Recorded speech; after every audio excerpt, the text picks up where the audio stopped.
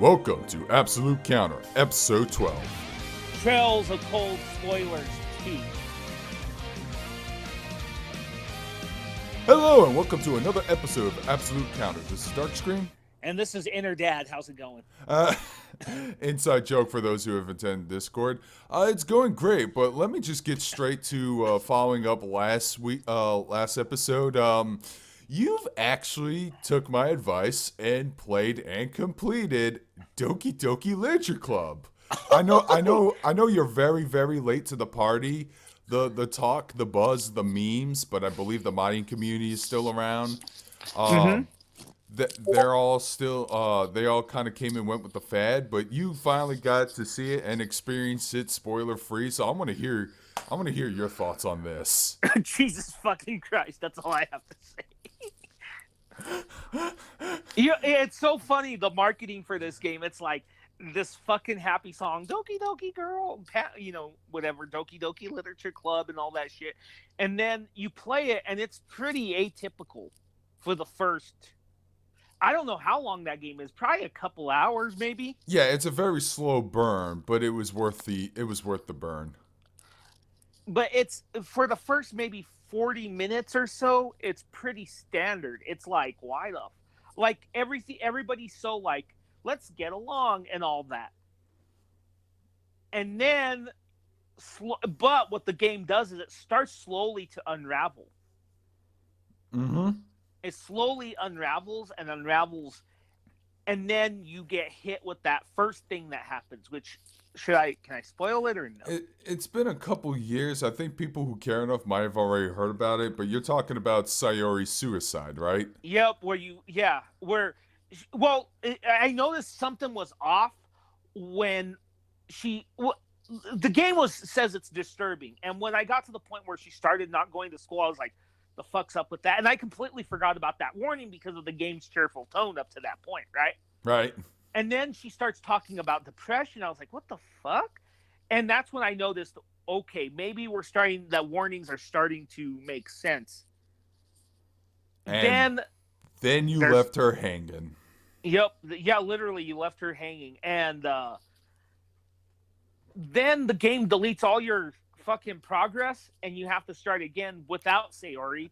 And then that's when shit starts going fucking weird. Oh, and that's the thing. When you progress through the game and you keep checking the files get some weird messages and shit. You actually get like messages saying, "Oh no, that's not what I was at. Fuck it, I'll just have to delete and restart everything." And yeah, the characters actually have individual character files, but once you restart the game, Sayori's is mysteriously disappearing. And then you play through a second time, and it just keeps getting creepier. And then the game fake glitches on you, which, as a gamer, that's the scariest thing to see. Because you're afraid that the game will, like, crash or corrupt on you or break your PC. It's a pretty fucked up game, and it's not... I get the warnings. If you're easily disturbed, I wouldn't play this game. And then you get to, spend the weekend with a friend, if you know what I mean. Yeah. A friend that happens to be decaying. Yeah, that scene. Yeah. And then as soon as all that happens, then you go into the school floating in space. And you just see like a creepy image of Monica up in front.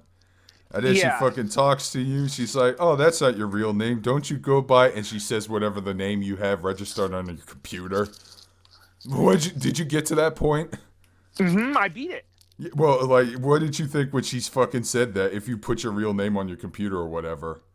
Oh, I didn't. I put Magus. Okay, but yeah, that part would freak a lot of people out. I was like, how did you know? Or if you Apparently, that guy's working on another game though. I don't know, man. That was like something I heard about a year ago, but I hope he is. The guy who made his Dan Savato, who before that was known for making like this fan-made Smash Brothers Melee mod called Project M. In fact, if you like turn off the game and restart it, they always have these weird messages that will keep popping up. One of them is Project M died for this or something like that. Huh. But yeah, he kind of created a Frankenstein's monster where the character Monica became more popular and recognized than him. Yeah, it's a very deep game. There's a lot of themes. I want to play through it again. I have to reinstall it. I know there's an ending that I didn't get. And yeah, it's pretty simple how to get that one. It's not that much of a difference. All you have to do is just play through that part where you get to everyone's route. But by doing so, you have to complete it. Then you have to save, and then load up an earlier file to get to the before that big turning point. Because once that Oh, okay. happens, and you try to load up another save or whatever, the game will like just restart on its own. They pretty much say, no, you already screwed up. It's time to do the second part of the route, and that's how you get like the true ending, which it isn't anything that spectacular, really. Right. It's a little more heartwarming, but that's about it. But But yeah, it is an interesting game. there's been like a shit ton of mods for the game too, which is great because the game is free and you get extra content. Like I've played this one version of the game where it's the playthrough of part one, but you play through Sayori's perspective. How she's Huh. like ultra depressed all the time. The colors are a little more muted. Um, that was interesting. I think there was another one with Yuri as well that I'm in the middle of, but then I kind of got distracted by other things. Um, yeah, it's interesting. Um, I really enjoyed my time with that series for sure. Yeah, it's a pretty interesting game. I'm 2 years late apparently, but who cares, right? Right. Well, I never even knew it existed. No. I know you don't have your finger on the pulse when it comes to like how what's going on with the kids these days, but Yeah, I don't. when I heard about when we were talking about visual novels, I knew I had to talk about that game one way or another to Speaking get of you visual interested. novels, a game that I got it free from a fucking idiot in my past, which we won't get into. But it is a visual novel, and it's Utawari Mono Mask of Deception. Utawaru Omono Mask of Deception. Yeah, I heard it's pretty good. Have you played that one? No, I'm familiar with the franchise, but I never really touched it. Okay. Heard it's real good though. Yeah, heard it's real Yeah. good. Never really cared to try it. Yeah, I heard it's pretty good. But what makes it really good is what makes it good is it's an SRPG too, from what I heard. Right? You've heard, Yeah, but you have the game. Did you touch it? I was going to start it, but then we had to record it and all that. So Oh, okay. yeah, Well, yeah. Well, well, I am pretty excited though. I am pretty excited for what's coming up though in the next few weeks, game wise. oh yeah. There's like two games I'm looking forward to for the next coming weeks, but we're gonna talk about just the one. What I've played this week, I played a little bit of River City Melee Mock, which was a four-player Smash Bros. Clone. I don't have. Oh, I saw that on the store. Was that good? It's good, but I still recommend. And the game is only $15, but I still recommend you pick it up on sale because it's Okay. fun for a little while. It's basically, well, you play River City Ransom. It's Mm-hmm. that. It's as an arena fighter, and from what little I played with it, it's quick little fun. I could see me playing that while like waiting in line or something.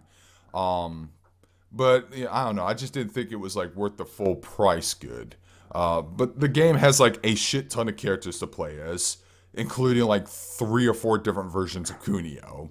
But pretty much the entire cast of the River City franchise is playable, including the Lion Group from Tokyo Rumble, Sabu, Yamada, I think. Billy and Jimmy from Double Dragon are in the game. The girls. Yeah, Misako and Kyoko are there. They're part of Team Mizuzu. And their sprites are designed based off of the Kunio Tachi no Banka game they were also in. Um,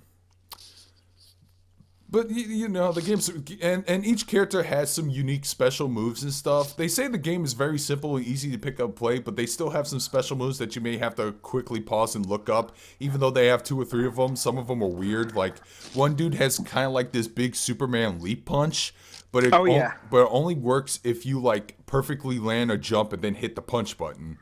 But then you have other people who have like a hurricane kick, but you have to double tap up. And then you got certain characters that have special moves depending on the type of weapon they equip. For example, one of the women in Team Mizuzu, I forget her name, but she always starts equipped with a bicycle chain. And she has like a melee attack where she does the 3-hit melee thing, the little quick slash attack that you learn in later parts of River City Ransom. But she also has another attack. Every time she's equipped with Train, if you sprint hit attack, she like fucking swirls that thing 360 all the time. And it's a pretty powerful move. But yeah, the game's pretty fun. It's a little quirky. But like I said, it feels like a game that's best getting when it's under $10. Okay, I'll check it out. It's kind of funny because when I saw it in the store, my immediate thought was, well, we just got River City Girls. That's a pretty quick release, unless this is a port of something. It's actually a port/updated version of an already existing River City Melee game. That's what I heard. Oh. Yeah. Okay. So it's not the next big release. That was, of course, River City Girls.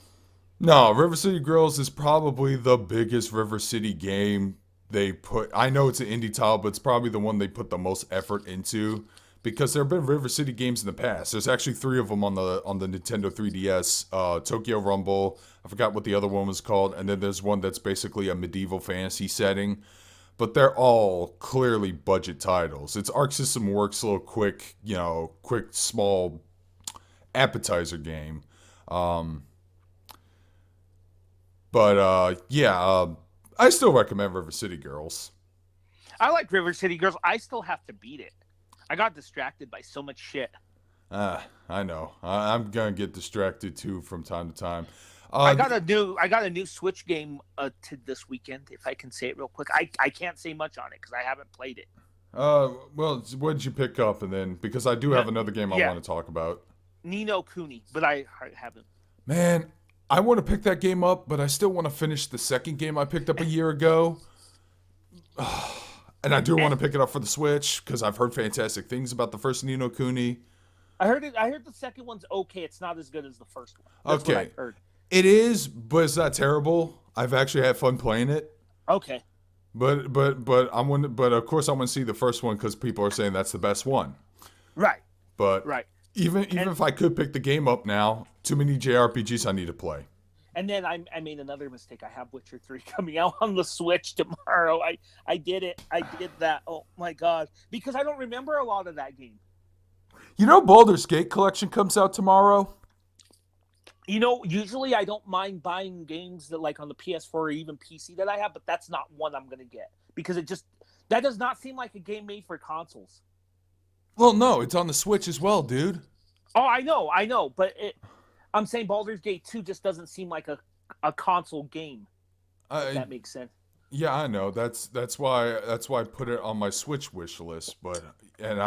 Because if I do pick up that game, I'm gonna get it on the Switch because I think I love that console more than the PS4 at this point. Oh, well, I agree with you on that. What I'm saying, it doesn't seem like even for the Switch for me. It seems like what I'm saying is Baldur's Gate 2 because I love that game. I played that game when it came out in 2000.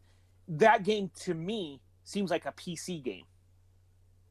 That's why, like, all of those releases of, like, Baldur's Gate 2, the Icewind Dale, Planescape, and especially Neverwinter Nights, which I highly doubt the Dungeon Master mode of that game will be on the Switch version. Yeah, me too, unfortunately. That's what makes that game. Makes that game. My friend had a copy of Neverwinter Nights, and that was where my time was spent. I bought you a copy years ago on GOG. Yeah, I know. Is that what you're referring to? No, because I haven't touched that one, but thank you for reminding me. I should get on my GOG account and install that shit. Well, you know what? You should get it when I'll tell you what, next Steam sale, because it'll be like $5. I'll gift it to you the version on Steam because the version on GOG, they got rid of all the online servers, which is pretty much just a port of the original. With the new version that came out last year, they brought back all the online servers. All right, but it was Neverwinter Nights 2, I believe you gifted me. No, I gifted you the original. I need to check that. I thought it was the second one, but okay. Anyways, the other game I spent a lot of time on, and I knew I was going to enjoy this game, but I didn't think I would enjoy it this much. Is Daemon Ex Machina. I decided. Like that game's more popular with the audience than the critics. I don't know. I don't know why the critics hate that game so much. Maybe it's because it's too, I don't know, fucking good. Um, but but the game's mobility feels great. The customization is really good. And here's one of the other things I like about this game. The missions in the game, they're not super long. They're not like Okay. 25 minutes. They're usually 10 minutes at max. Both the main story missions as well as the side free missions. Those are the side story missions. Um, so it has that old school progression system where you play a mission for a couple minutes, get your rewards, your spoils, and I like that. And they definitely developed this with the Switch in mind because when I think of Switch, I think of like enjoyment in short bursts on the go because that's what Super Mario Odyssey did when you had you collecting moons, and that's why it was so easy to get moons in that game. Mm-hmm. But yeah, they definitely had this with handheld in mind, which is how I've been playing my Switch mostly. Because and the game's story is definitely weird. It's post-apocalyptic where artificial intelligence are running rampant. They're called immortals, and then you have these multiple different mercenary groups either working together or against each other with these three big corporations, Horizon, Zen, and Sky Union. Um, but I was actually playing multiplayer mode with some of our audience members, Yeti and Lance, and we did a shit ton of missions, and we just had fun because, and that's another thing, the multiplayer missions in this game, and I heard they're adding more down the line. They actually have a roadmap for some additional content.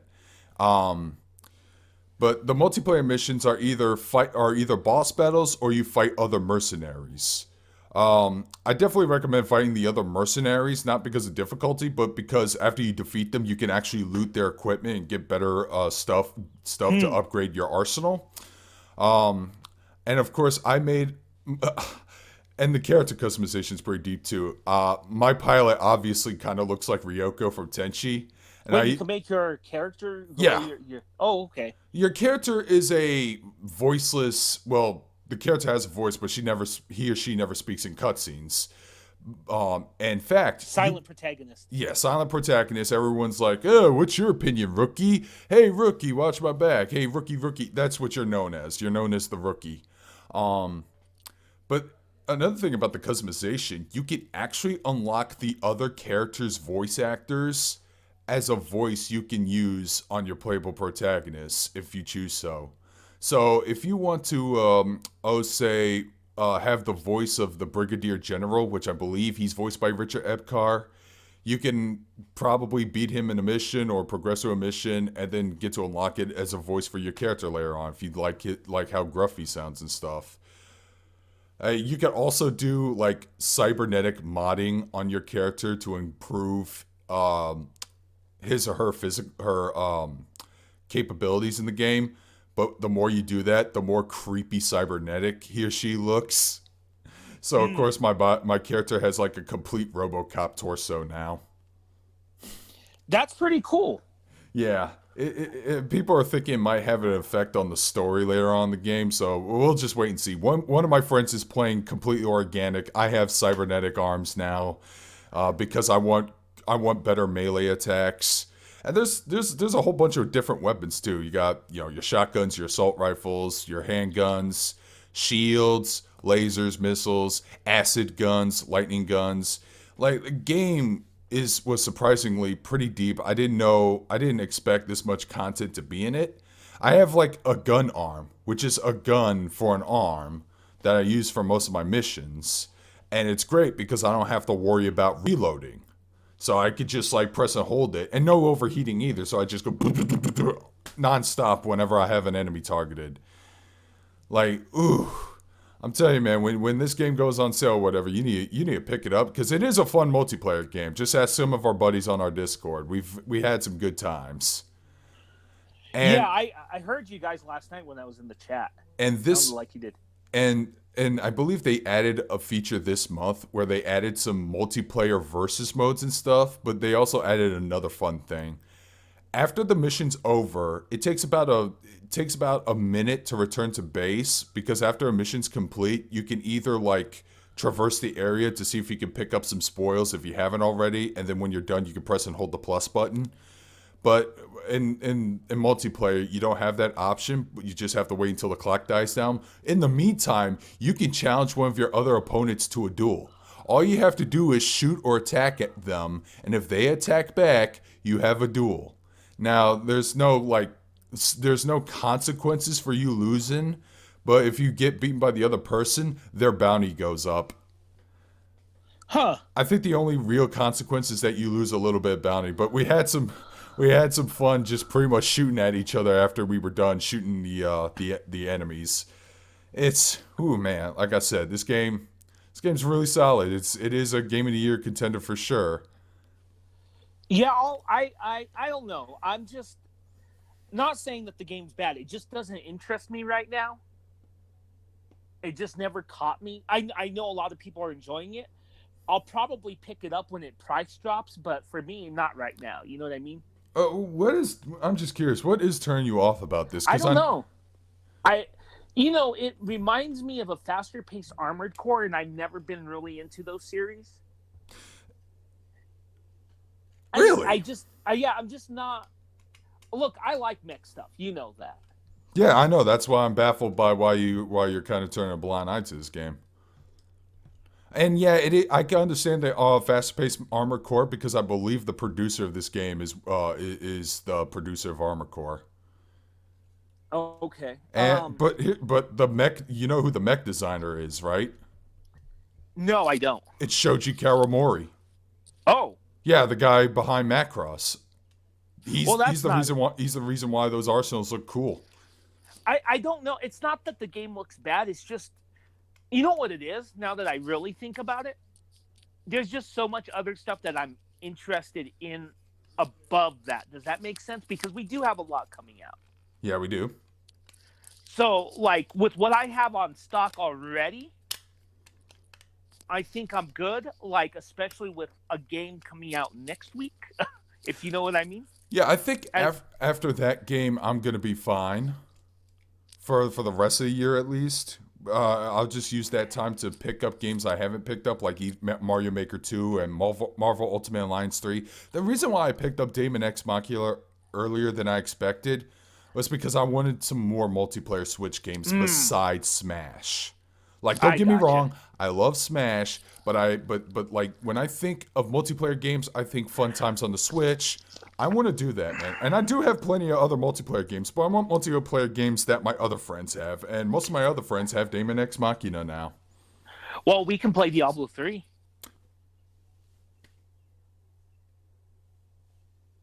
We are not. Okay. I know when the reason why I paused is because I've been thinking about it. It's going on, which I do not want to talk about in this channel because I don't want to go into politics. But now's not a good time to be Blizzard. Let's talk about another news article. Hold on. I know what you're talking about, and I agree with you. Hold on. I'm not gonna bring it up. What I'm gonna say though is, I don't care about the politics with them. What I do care about, though, is that Diablo 3, you and I played back, and this is what I think about. This is what we should really care about. We played in May, remember? Yeah, we did. No, April. Did we have a good time? We had a good time, yeah. Okay, that's all I care about. Okay. So that's why I say we should play. Forget the politics. You own the game already. You're not supporting them per se. You're not buying anything else. You're still playing a game you already purchased. Think about just the good time you and I have, and maybe others that have the game have. Because let's be honest, Diablo 3, I like it solo, but it's a blast multiplayer, right? Right. So, am I not right? Let's play it in that context. Let's think about the good time we had in April playing it. Fair enough. I did upgrade my SD card space, so I was able to reinstall that game. Okay. So there we go. All right. So I only want to talk about one news article that I'm interested in, and that is most people know I'm a huge fan of Doom ever since I was 8 years old. Mm-hmm. And I was excited for Doom Eternal, which was coming out next month. but it got pushed all the way back to March 2020. Bethesda claims it's for quality reasons, which may or may not be true. I mean, I trust id Software. My views on Bethesda have been pretty skewed because of especially how they handled the re-releases of the first 3 Doom games. Oh, you want to play this game on the go? No, you need to log on to a Bethesda account if you want to play this game. That's fucking stupid. That is fucking stupid. I hated it.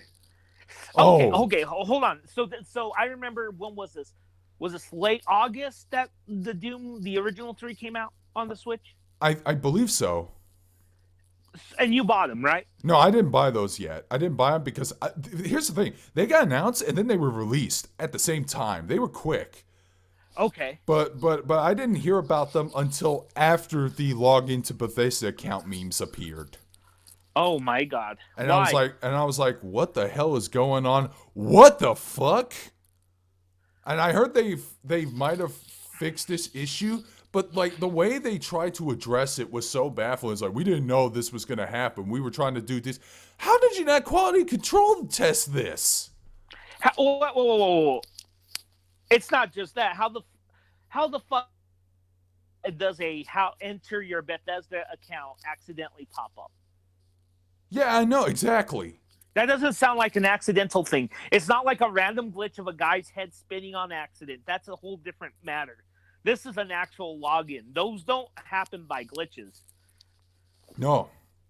So I don't know, but until that issue's fixed, I don't know if it's fixed now or not. I haven't been keeping up. I won't pick up those versions of the game. Besides, I already have. Whoa. Trying to get comfortable there? No, I'm fine. Why? I'm not moving. That's weird. It sounded like you were moving around. Nope. Well, this isn't an absolute counter episode if we don't have technical issues. Hey, don't be that other guy. Don't be the other guy. No, I'm actually just making a quote from a friend Big Al. We like to make fun of our lack of quality control. Okay. If you're making fun of Big Al, that's fine. Not in a malicious way, but in that. I mean, we had a stream yesterday. He had some serious mic issues. Every time he tried to bring up the travesty that was the Hell in the Cell pay-per-view.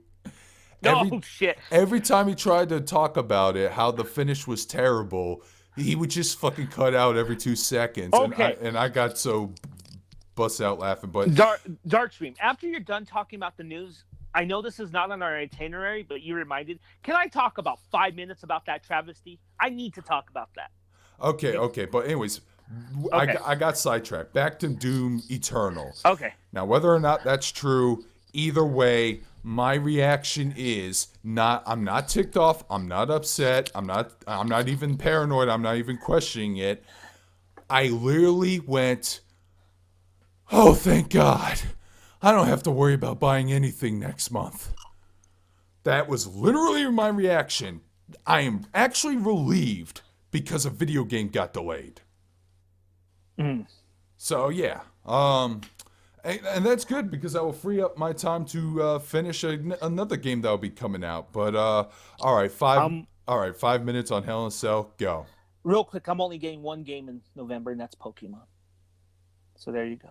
All right. Anyway, that Hell in a Cell match. Last week, for those that don't watch wrestling, there's a pay-per-view called Hell in a Cell. There was a character that they've been building up called The Fiend, who's this demonic character. They made some bad creative choices, which was The Fiend going after the belt, which made no sense, right? Right. They had a match with Seth Rollins. That match made no sense the way they did it. Seth Rollins basically went heel, attacked him with weapons. He didn't move. And then the referee did the worst possible thing you can do for a Hell in a Cell match that you can ever do. He did it as a no finish. Never in the history of a Hell in a Cell has there ever been a disqualification or a no finish. In fact, during the second Hell of a Cell, a guy got thrown from the top of it. Mankind. Mick Foley, yeah, that one. He got thrown from it, could have been dead, and they didn't stop the fucking thing. No, they didn't. Like even though you could see Undertaker breaking character a little bit, looking concerned for him, because they throw him through the Hell in the Cell, thought they accidentally killed him.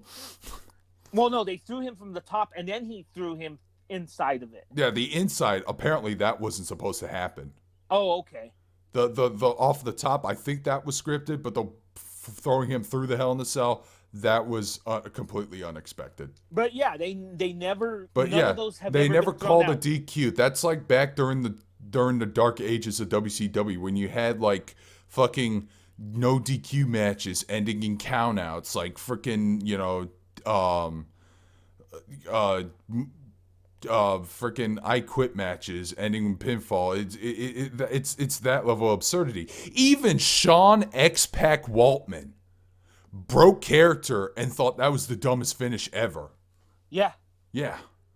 And Yeah, it makes no sense. and of course, even though I heard in later reruns they've been trying to hide this, but you can find it on YouTube. You can find it from people's phones. People were booing hard and they were chanting AEW, AEW, AEW. Which made me kind of giddy. It's like, oh, finally, the competition is getting some traction. Now, have you watched those 2 AEW shows? I saw the first episode. I didn't see the second one. The first episode was really the second good. one's just as good. I mean, they. Here's the thing. I had some concerns about AEW. Remember, I told you there was some bad stuff in their pay-per-views this summer, like with they had these weird librarian characters that would go and just real like weird gimmicky stuff, right? Right. And I was concerned about that. Well, in the first 2 AEW shows, they took the best elements of those shows and compiled them into those 2 shows. That's all those shows are. And that's why those 2 AEW shows are fucking awesome. Yeah, I definitely like how it ended, how the first episode ended with the surprise reveal of, well, most people might know him as Jack Swagger, but he's known as Jack Hager. I like to call him Biff Tannen. Because I don't know if you need to Google Jack Swagger Biff Tannen, but he actually looks just like Biff Tannen from Back to the Future. Okay, I will do that. Yeah, do that. But it's hilarious, but I always call him Biff Tannen. But I will say this. The second episode built on what happened in that other episode. In fact, let's say that there's a faction that happened. Awesome. See, because that's the only thing AEW really needs right now. I talked about this before in Big Al Stream, but I think AEW needs a big story moment because, okay, when you think of the good years of WCW, what do you think of? What's the biggest angle? Oh, NWO. Now, when it came to the good moments of WWF, they had a bunch of storyline elements, but what was the biggest one? What was the one people wanted to tune into WWF to see? McMahon versus Stone Cold. Exactly. So they need their own NWO or their own Austin McMahon feud, and I think they're good to go. Well, one of the concerns was that they didn't have a lot of heels, right? Right, and now they seem to have plenty of them, including Jericho. Oh, Jericho's their top heel right now. Oh, yeah. And what's great about Jericho is Jericho's can switch from jokey to, serious to whatever, right? He can have a gimmick or whatever. This Jericho is evil. He even says in it, this is a new, very deeply disturbed version of Jericho. This is a Jericho that we have not seen because Jericho's always had a sense of humor, and in this one, he's not funny. He's a prick. Yeah, he's pretty much an egomaniac running wild, especially since he's the first AEW champion. One of the storylines, too, is the MJF Cody Rhodes thing that's going on, where MJF claims he's Cody Rhodes' best friend. And that's something I think that's not going to last, despite what happened in the second episode. You'll see what I mean when you watch it, Darkscream. But I do think that the MJF will betray Cody Rhodes eventually. All right, I think we're done talking about wrestling. Yeah. Let's talk about the thing we're here to talk about. Now, I apologize. I didn't ask people to set up a Q&A. I got distracted by other things, but you've beaten Legend Heroes Trails of Cold Steel too. Oh, yeah, I think end of September. I actually started the game back in either it was definitely the end of 2016. And I just finished the game this February. I put off the game for so long. It was one of those cases where I do want to play the game more, but I know there's more entries, plus the whole post-gaming depression. I don't know if you heard of that or know what that is. Mm-mm. It's where you play a game that's so effing good that you're kind of disappointed that you managed to finish the first playthrough. Oh yeah, yeah, I've I been there. I felt like that when I played Persona 4, uh, which got me to just immediately pick up Persona 3 afterwards. I felt like that playing Witcher 3, and I felt like that playing Legend of Heroes Trails of Cold Steel 2. I was like, God, I hope that third game comes out. I hope they make an announcement something. 2 days later, 2 days after I finished that game, they announced Trails of Cold Steel 3. Good. It was like they were waiting for me to finish the game, which is a bit Jericho levels of egomaniacy right there. What I just said, but you know what I mean. Yeah. See, with me, as you know, like the last time we talked about this game, I played the first one in 2016 for like the first couple hours, Right? and then stopped because I got busy. But then I wanted to revisit them, but late last year I heard they were bringing them to PS4, so I decided to wait for those ports, right? Right. And then of course I got those ports, and yeah, they took me about fuck. I played the first one when it came out on what, the 27th of March this year, and then I finished the second one in September. They took me a few months, but the thing with those games is those are games that you don't play in short bursts. No, they are very long. In fact, I started the demo of Trails of Cold Steel 3, which only goes up to the prologue, and the prologue is about the same as the prologue in the first game. Introductions, well, introductions, lots of dialogue, first dungeon crawl, first boss battle, and there you go. That that Gotcha. that was it, and that took like a couple hours. Yeah, I'm not gonna even play the demo. I'm just gonna wait. I'm just gonna go straight in because I have it pre-ordered. Well, I want a head start because I plan to finish that game before this year, Yeah, before the end of the year at least. yeah. Well, with this game, you know what? Most of my gaming year was spent on those three games. I Now know it. that I realize. Like freaking, I listened to your Blast podcasting with Xander with the episode with Slasher Flasher, and apparently you've been gushing over that game to him as well, and to the point where Xander's calling you the Trails of Cold Steel boy. Yeah, pretty much. Honestly, now here's the real Jericho levels of here's the real Jericho levels of egomaniacy right here. What?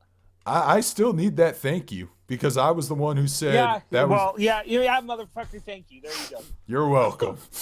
Because that But- was the first game was my game of the year 2016. But I have to rant about one thing real quick, and I'll keep this as discreet as possible. I love that you and I played those games, and we tried to get a certain someone into them, but then that guy turned out to be an asshole, and now he's talking about those games where we're not in the picture. Yeah. Well, I'll say Fuck this. him. I'll say this much. I'll also give a shout out to the biggest trails guy in our group, and that's Nightman. Oh yeah, he is. There's no 'Cause doubt about that. I think he finished all the Trails in the Skies game. I'm still in the middle of the first one, which is something Fuck, I'm. Yeah, I know. no, he didn't just finish those. Yeah, I know. He- I was about to mention the other thing. He went the extra mile and import the Crossbell arc games, Jesus. which is impressive. And I wish I had the metal and the time to do that because unfortunately Crossbell gets more and more involved near the end of the second game and even mostly in the third game.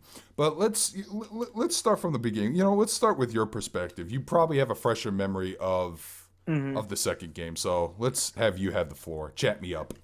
Well, I beat Trails of Cold Steel 1 on July 4th of all days. Yeah. So I started the second one maybe that day, or I think I took a day. I think I took the rest of that day off and then played. Fuck, I took a day off for a video game. How pathetic!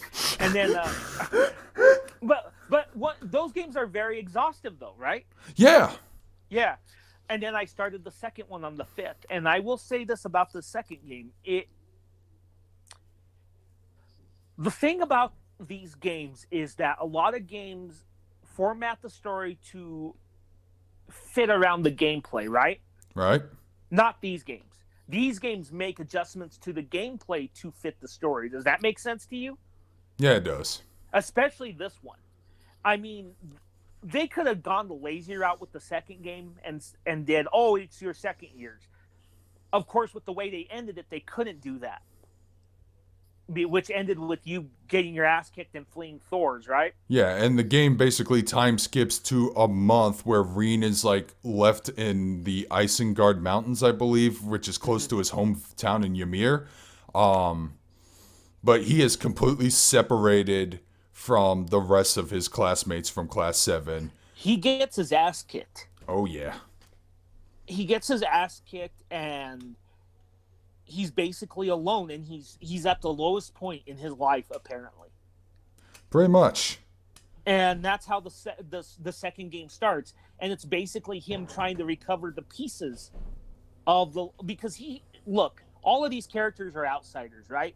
Right. They sort of became family in the first game, and then that family's ripped apart because of, the war that happens, right? Yes, because of the Chancellor's assassination, there's now a civil war. Assassination in quotation marks. Oh, yeah, assassination. And now Erebonia is in the middle of a civil war between the Imperial fleet and the Noble Alliance. Mm-hmm. All right, I just want. Okay. I don't even know what I said. I know the Noble Alliance more than their opponents. Yeah, the Noble Alliance and the Imperial Army. The Imperials, yeah. And now everyone is pretty much a fugitive and being hunted by the Noble Alliance. Mm-hmm. And yeah, like I said, shit just goes down. In fact, the first couple party members aren't even your classmates. You're teaming up with with Elise, and you're actually teaming up with a character who you've known for like 2 minutes from the first game, Toval, one of the bracers, and he becomes a party member for a while. And that was another thing I like about this game. They still managed to expand it by adding more party members outside of Class 7. You had Toval, you have Instructor Sarah, you have Claire, and probably one of my favorite party members is Sharon Kruger, the just a maid for the Reinford Company, who's actually an ex-member of Ouroboros. Okay. Yeah. I fucking love her. Have you seen one of her craft abilities, Tea Time? Yeah, Tea Time's Tea Time, here's the thing about Tea Time. It is so over the top, but it's probably one of the most useful craft moves. It is. And it is over top because all she does is just set up a table and give everyone tea. In the middle of battle. In the middle of battle. Well, I even did the hidden mission at the end of the game where one of the side characters wanted to go on a date with her. Oh, I did that. Well, no, you know what? I found it, but I didn't do it because I think I was feeling burnout at that point. I was feeling burnout, but I wanted to go that extra mile and complete everything because I wanted to get an A1 rank in this game for sure. But here's the thing, though, and we'll talk about this when we get towards the end of the game.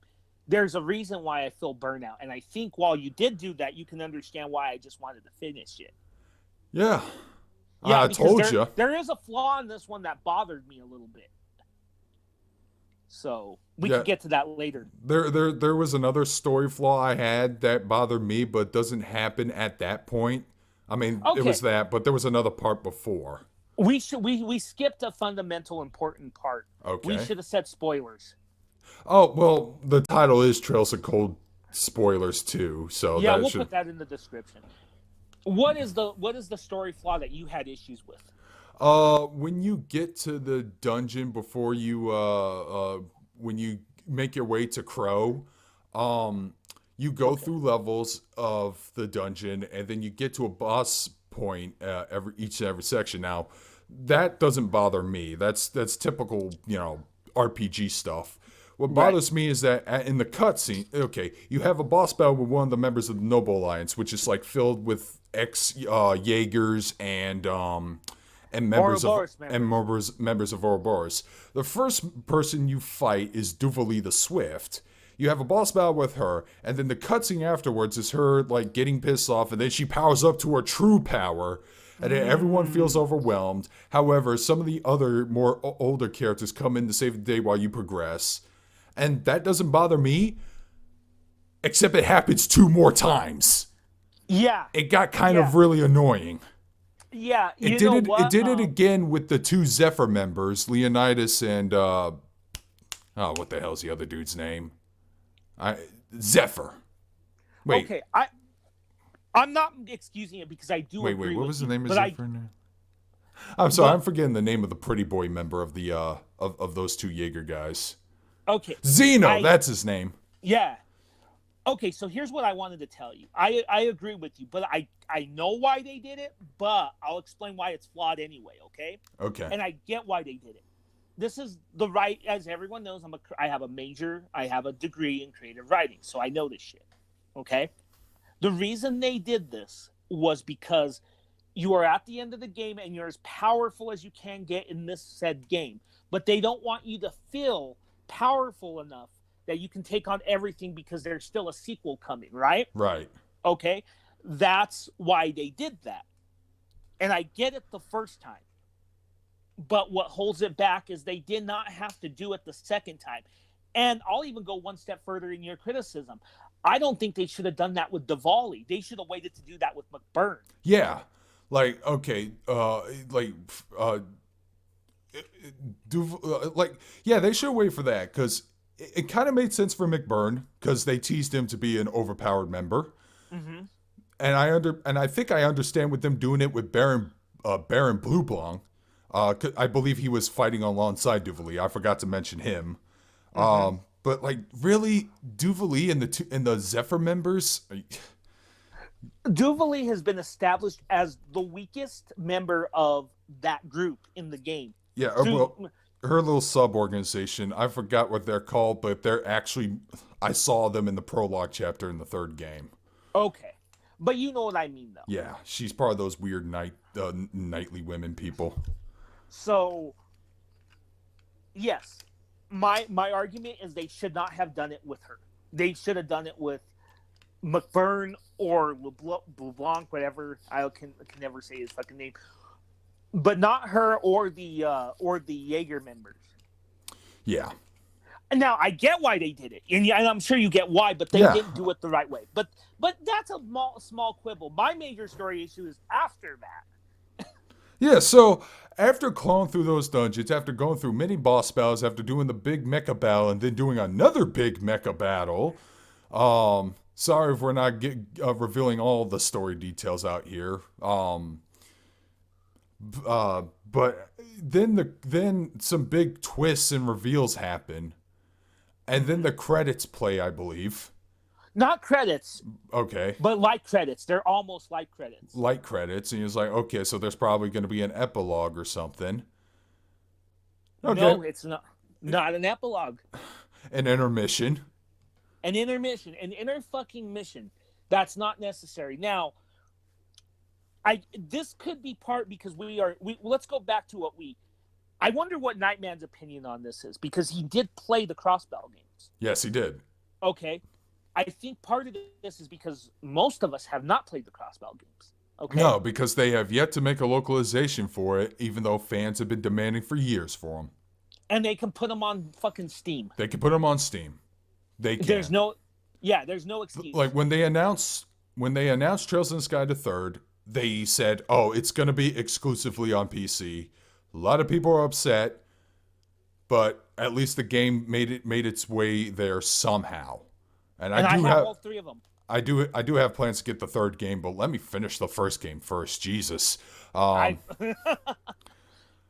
But that's true. and there's only 2 games in the Crossbell arc. There's only 2. Yeah. But yeah, the game literally has an intermission where you play as 2 characters in Crossbell as the protagonists of the game, Lloyd And they say- Bannings and and they Risha say- Mao. And they say shit that has meaning as if you're familiar with these characters, and you lose control from Reen. And here's the worst part: it's a long dungeon crawl, not a very interesting dungeon in my opinion.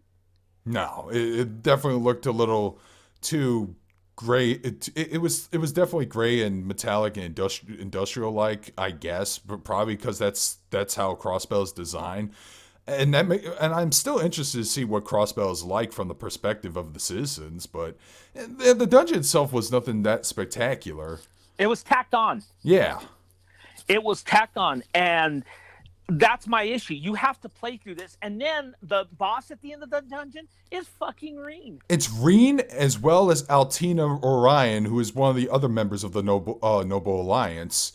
I'll talk a little bit about her later on, but she's basically like the sister of one of the other playable characters, Milliam.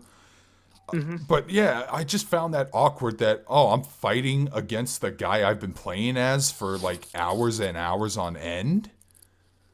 Yeah, yeah. It's Like I was letting go some of the other things because they made a lot of nods to Crossbell during the progressions of the first and second game. Like apparently one of the members of the Imperial Liberation Front, Gideon, he died off camera while he was in Crossbell. Now that might have been shown in the main in the Crossbell arc games. I'm not sure. I was also letting go of the Azure Tree thing, if you remember that from the game. mm-hmm. Yeah, they showed a big tree from the sky. Oh, that's another thing about this game. You have control of a. This is where it really turns into a mecha anime. You have control of a big of an airship.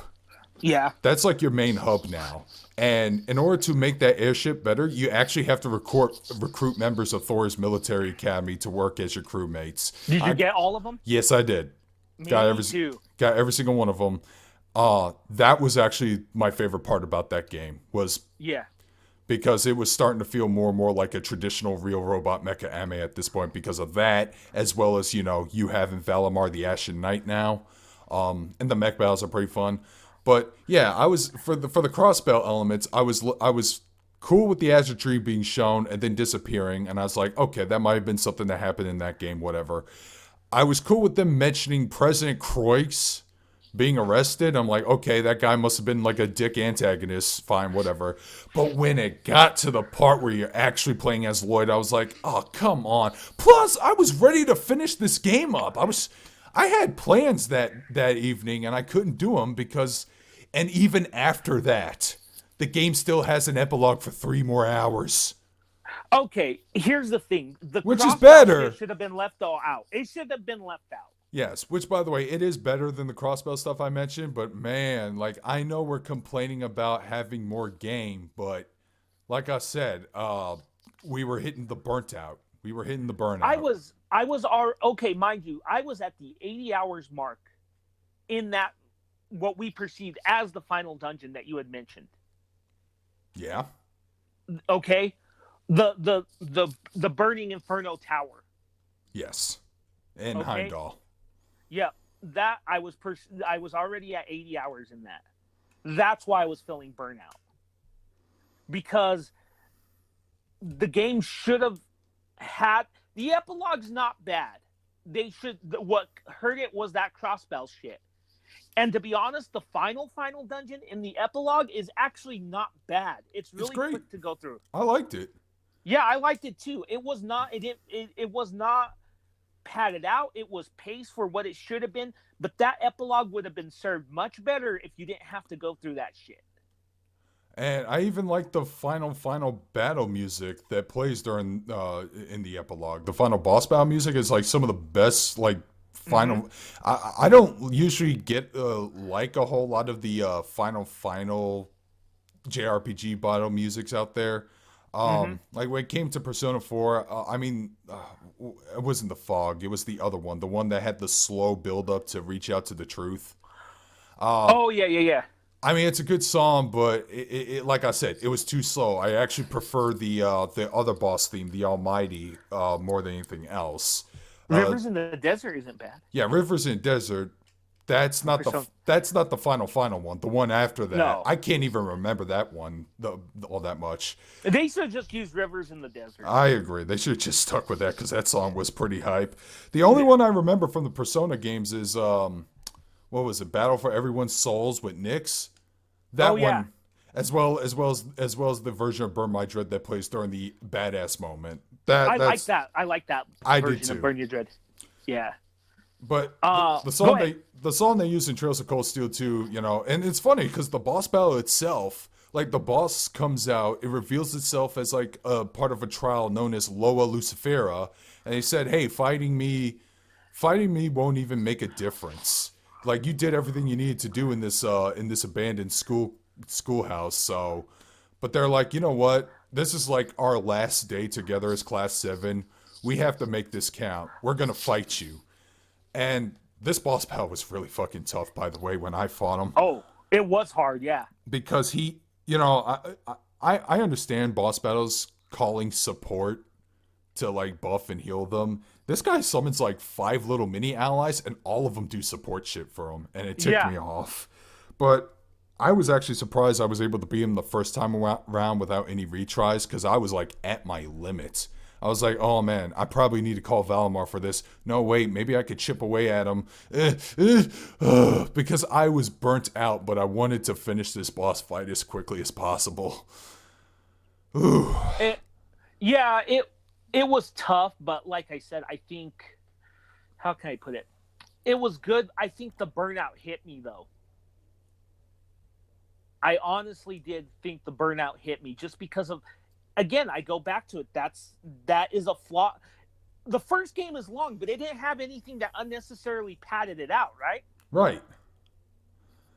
But here was the thing about the epilogue. We didn't really mention a whole lot. We mentioned a dungeon and a boss battle, but we didn't mention the epilogue actually turns into a chapter from one of the first games. Because after the Imperial War is over, after the whole shit with Crossbell has been resolved, thanks to Reen's efforts as the Ashen Chevalier, which is now what he's known throughout all of Erebonia and Crossbell, he just goes back to his school life.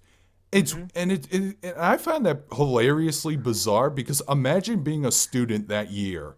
You were attending class and then you had to like be a refugee because of the war that was going on. But then the war lasted for like a couple of months and now you're back to being a student in Thor. It's like, could you just imagine being like, hey, remember when had to like run away in our homes because we were at war and then Reem recruited us to work on his spaceship? That was weird. Anyways, can you help me out with this math problem? Yeah. That was really bizarre. And you still had to do class assignment missions too and all that shit. Had to do the swimming. I had to do the swimming mini game again with instructor Neidhart. All the boys are little bitches. Why can't they fucking swim good? Yep. But you know what? That didn't bother me. It was a good throwback. It was.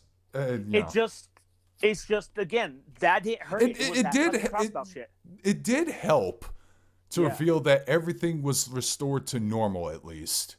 Somewhat. I mean, here's the thing. The game's tone, it's pretty dark, but it's not super dark. In fact, I think there was like only two real dead characters in the game. One of them is the village elder from Keldic, I believe. Mm-hmm. Because his town got set on fire, which was pretty fucked up. There's 3 deaths that are pretty heavy hitting, actually. All right, who's the third death? It was him, and then there was Crow. Vulcan. Oh yeah, that had an impact on Reen. Remember? Yeah, it did. Which I gotta ask. I know you played the game in Japanese audio, but I'm just curious. No, I played it in English this time. I don't mind it. It grew on me.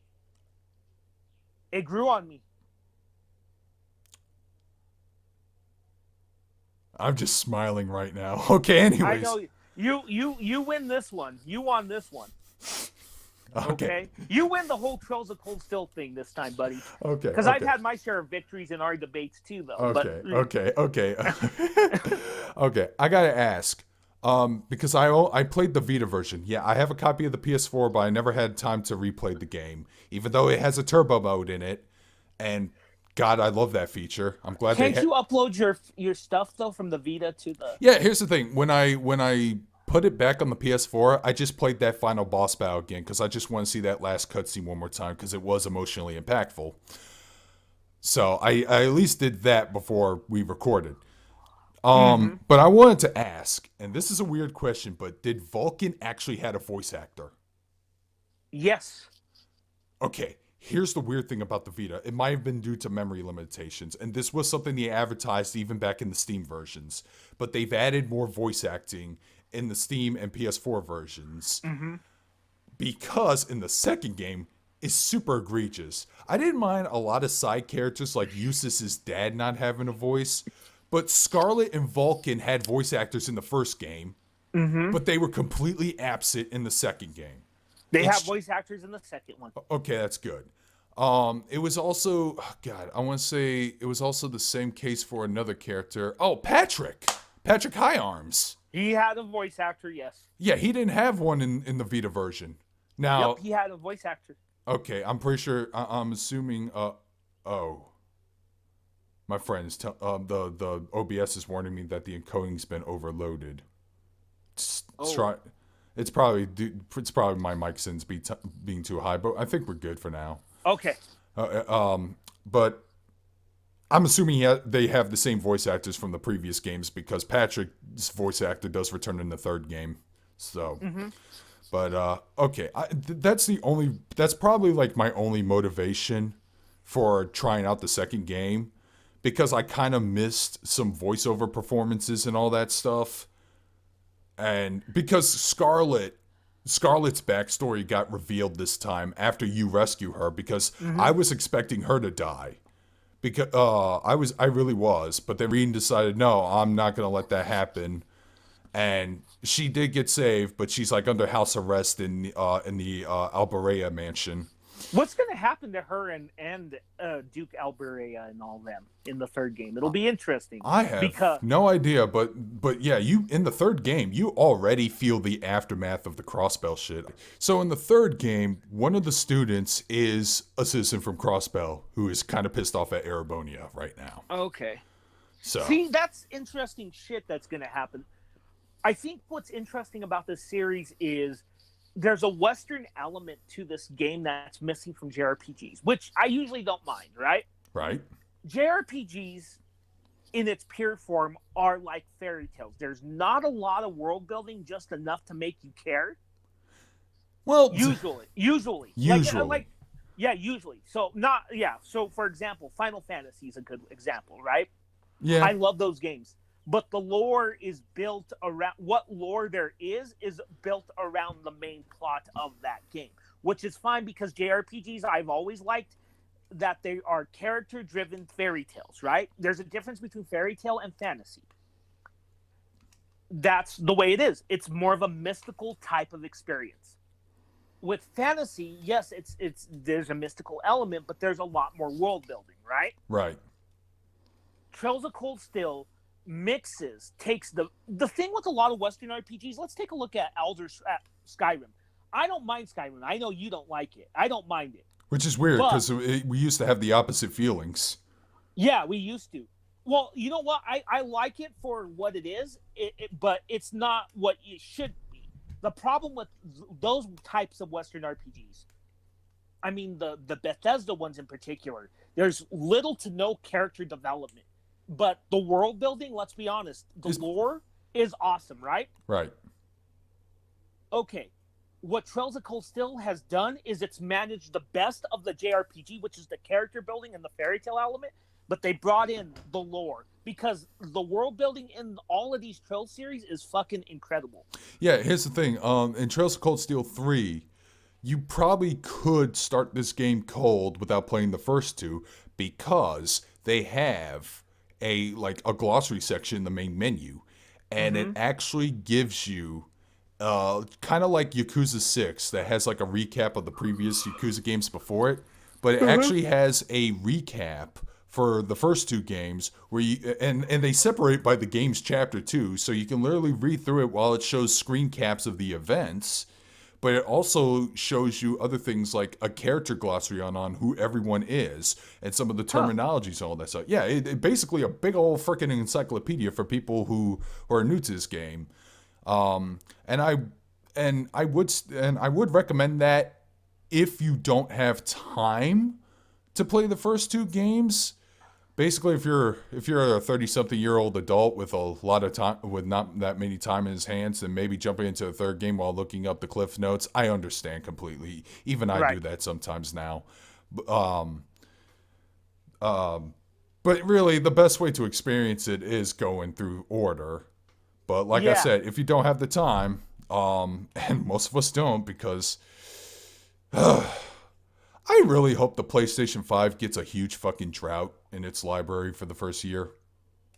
Well, I think I know why you're saying that. I think we'll get the fourth game next year. I hope so too. I hope NISA did a great job on the localization. So far, I haven't seen any weird goofs or hiccups or uh-ohs. And Nightman, I guess judging from his reception towards the demo, he didn't seem to encounter anything that was like destroying. Because I've heard about the Ease 8 early localization. Mm-hmm. Heard about it, but I wouldn't know because I picked up the game late when they supposedly fixed everything. And I've been playing a little bit of Ease 8, and I don't know, I like the game.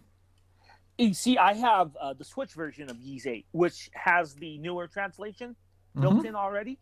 And I don't know what the problem was with the Ys 8 thing. Now, let's be honest. When people say there's a problem, oftentimes these can be exaggerations, Yeah. as we've Uh, often learned. yeah, most of the indie JRPG community are a bunch of little whiners. Yeah, Not all of they them, are. but a good chunk of them. Yeah, that's why I can't listen to them. I just want to. They're negative. They're negative Nancy's, and you know. That's why we have this podcast. Like, even things that, like, I know you're a little bit more critical of Final Fantasy, but I can bring the positivity for Final Yeah. Fantasy that's needed, which is fine, right? And Right. then same with you. With, like, you like Doom. I'm not a big fan of Doom, but I'll listen to you talk about Doom because we don't just need a negative me shitting on why I don't like FPSs. It's good to bring that other perspective. That's my problem with a lot of JRPG podcasts, because even though you're not the biggest Final Fantasy fan, there seems to be an anti-Final Fantasy sentiment for no reason. It's because it doesn't play like the games that in their childhood. That's mostly Yeah. the problem. And trust me when I say I want to be positive for Final Fantasy VII. I don't have plans to pick up the game on launch because I have a feeling I won't Oh. have time to finish it. Right. Because Cyberpunk is going to be coming out about a month later, and now Doom Eternal's coming out on on the same day Animal Crossing New Leaf comes out. Oh, I'm not getting Animal. I'm not Well, a big. I'm not. I'm Big not. into I'm not a Animal big Crossing. Animal Crossing fan, but I just saw this one tweet where a person shared a tweet and it showed like two images of Animal Crossing and Doom Eternal, and under it the comment says the duality of man. That is so true. That is true. I But am getting Final Fantasy. I am going to get Final Fantasy 7. and I hope the game is great. I really Yeah. do because Final Fantasy 15 wasn't terrible, but I could definitely feel. Okay, this was the metaphor I have for Final Fantasy 15. It's like somebody tried to work on a pottery vase, but decided to leave it not only leave it unfinished, but freaking tipped it over and broke what was left to what was already progressed. And then the Right. other person tried its best to pick up the pieces, glue it together, and make a finished vase out of it.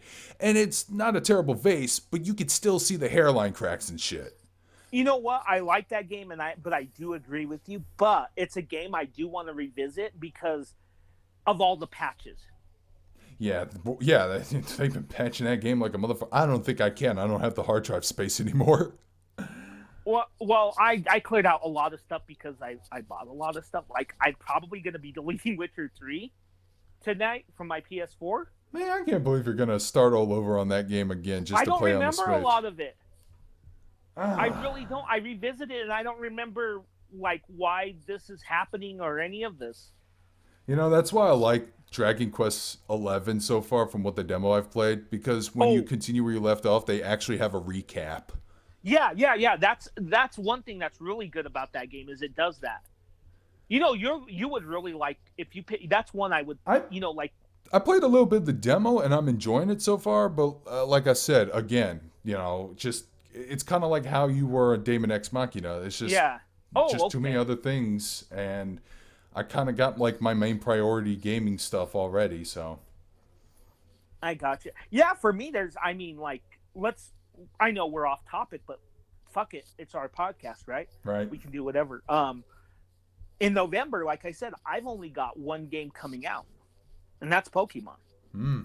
And I know they're not going to have all of them, but I don't even catch all of them though. So why does that bother me per se? But that's going to be a fun game, and it'll be interesting because this is the first time that we'll have a core Pokemon game that you can play on your fucking television. And no, I don't count Game Boy Super Game Boy or any of that shit. before people start on that. That does not count. All right. Back to Trails of Cold Steel 2.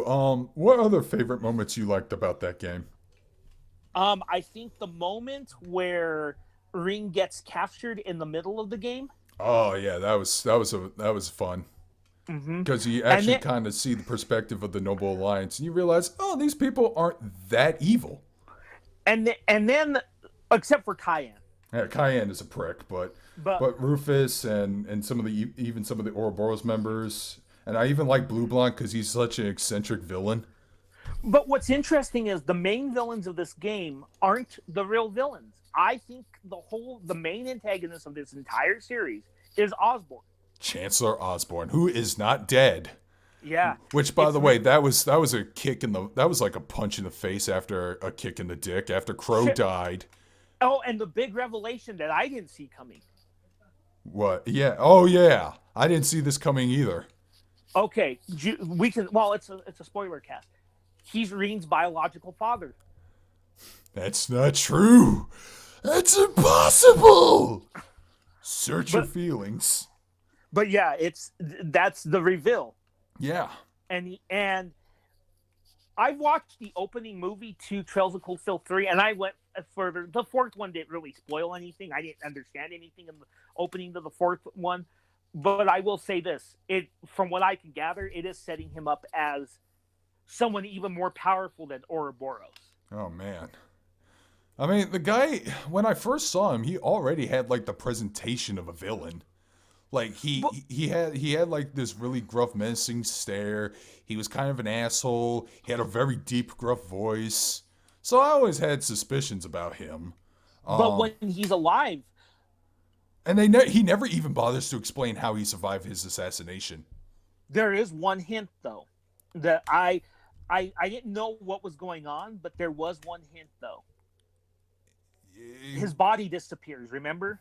Right, And he has some sort of connection to Claire that's not revealed either. right. Which I think she's probably Reen's sister, is what I'm guessing. Hmm.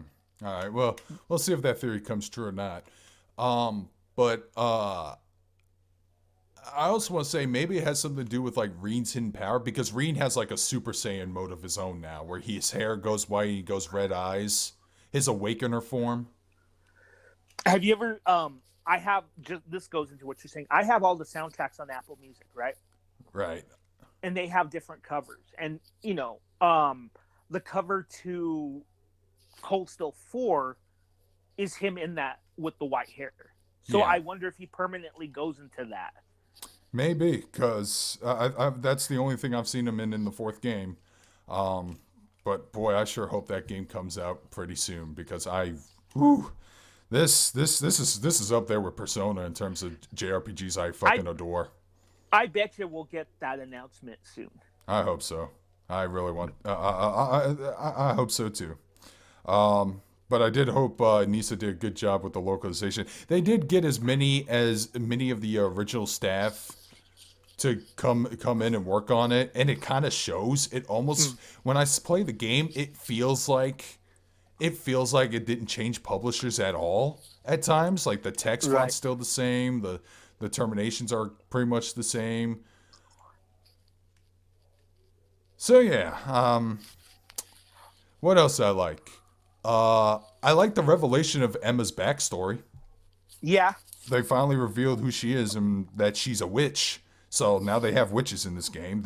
And she's the sister of one of the other members of the Noble Alliance / Ouroboros. Mm-hmm. All right. What's her face? What's her name? You mean Vita? Yeah, Vita. AKA she was the DJ Misty.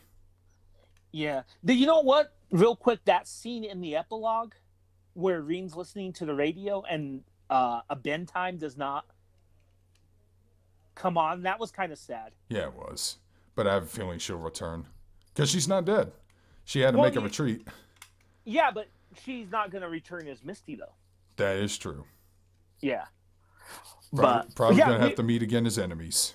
So, in closing, I know we're running out of time, and we went over time on this show, but Falcom, let's talk about them for a second. They've been around for decades, right? Right. And they've been consistently a low budget JRPG series But they've company. always been consistently good, though. Yeah, you know, and this makes me want to go back to again Blast podcasting. Um, I believe it was Slasher Thrash who was talking about this, and this was also a concern of mine I had with the game industry.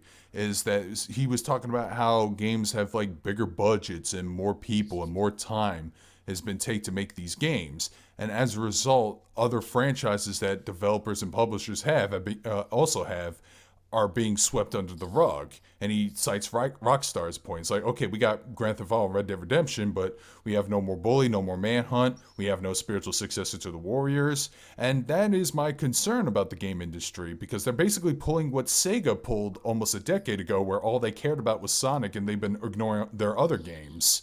At least Fortunately, that's not the case anymore. that's though. not the case anymore. But the thing I love about Falcom is that they never really tried to go super big budget with their games. They've always looked pretty cheap, but that's not an insult towards them. No, no, not at all. I mean, Trails of Cold Steel 3, graphically, it does look better, but not by much.